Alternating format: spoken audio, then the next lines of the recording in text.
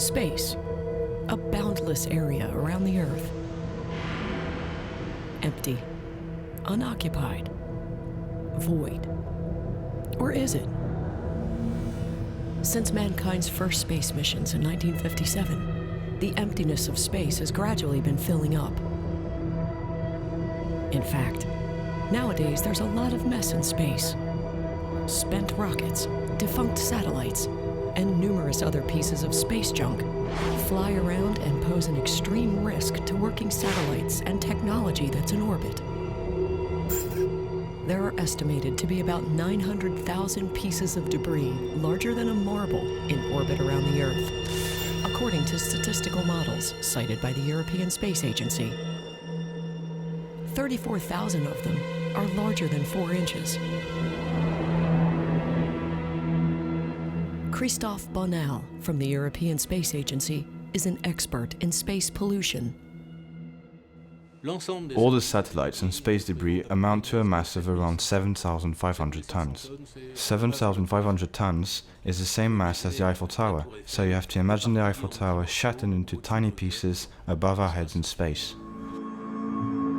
Since 1967, when the Outer Space Treaty was signed, most countries have agreed that space should be an area free of conflict and weapons.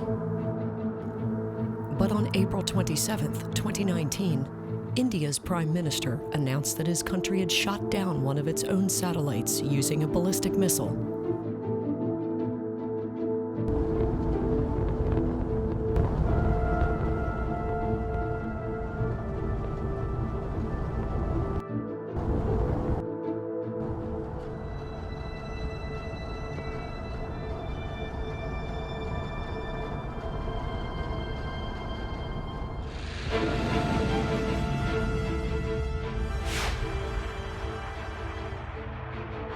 The news was received with shock by space agencies around the world.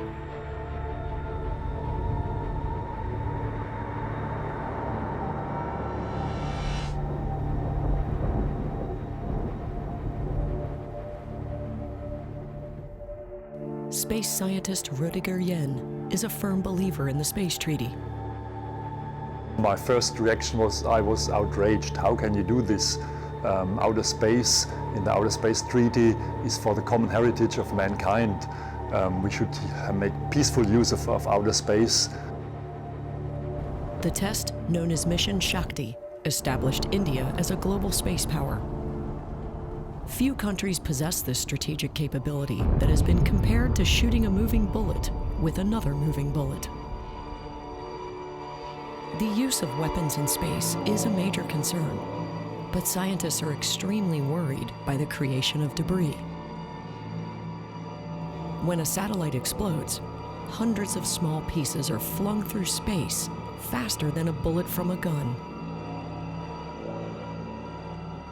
But the Indians weren't the first to test this kind of missile. In 2007, China deliberately shot down an old weather satellite. The destruction was a great technical success because it requires hitting a target that's 40 centimeters by 40 centimeters, moving at 30,000 kilometers an hour. But unfortunately, it generated something like 4,000 large pieces of debris at a very high altitude, so they are around for a long time. They did it at 800 kilometer altitude, where the fragments, they are still in orbit after more than 10 years. India did it at 300 kilometer altitude, so there the fragments, they will not stay in orbit as long, but still they pollute the space around it. The Indian satellite was destroyed at a relatively low altitude of 180 miles, about 300 kilometers, well below the ISS and most satellites in orbit. But that doesn't mean that the space station is out of harm's way. The US military tracks objects in space to predict the collision risk for the ISS and for satellites. Every day, they keep a close eye on 23,000 objects larger than 4 inches. And NASA believes a further 400 pieces of debris were created at the Indian missile test. When astronauts leave the space station, they take risks. Obviously, because they're no longer in their cocoon, protected by the walls and so on. So generally, they try to protect themselves behind a module or part of the space station, so they are not at as much risk. As a result of the Indian test, the risk of collision with the ISS increased by 44% over 10 days. But the risk dissipates over time as the debris is burned up when it enters the atmosphere. These debris, they go into eccentric orbits. That means the lowest point stays at 300 kilometers where the experiment was performed, but the apocenter, the highest point, will go even beyond 2,000 kilometers sometimes. So they are in orbits which go up and come down all the time, go up and go down. And at 300 kilometers, there's still some atmosphere. So whenever they come down, they lose altitude. So the 2,000 gradually goes down to 1,800. They go through all the satellite altitudes, come down to 300. And once they are in a circular orbit, 300, 250, they gradually decay. They should have lifetimes maybe of 4 weeks or a bit longer, but not many, many years. Even impacts with tiny objects, such as bolts or paint flecks, created by collisions, can be catastrophic due to the speed at which everything moves in orbit, a minimum of 5 miles per second.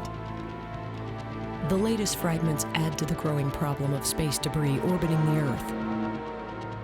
Experts warn that unless the amount of junk is kept in check, collisions will become more frequent and could eventually trigger an apocalyptic cascade, something along the lines of the one seen in the opening sequence of the film Gravity.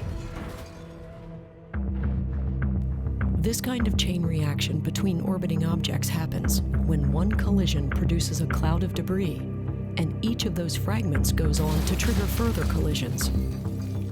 In real life, the cascade would occur over decades rather than immediately, but each additional uncharted fragment makes further collisions more likely. The Indian missile test may not have disastrous long-term effects, but most leading space scientists agree that creating any additional debris is problematic. We stipulated in one recommendation, you should not do voluntary breakups in space. But then I was reading the full text and says, which creates long-lived debris. So formally, they were not violating these IDC debris guidelines because they didn't create long-lived debris. But in my point of view, it's against the spirit of what we should do in space. We should keep space clean and sustainable, and that's not what they did.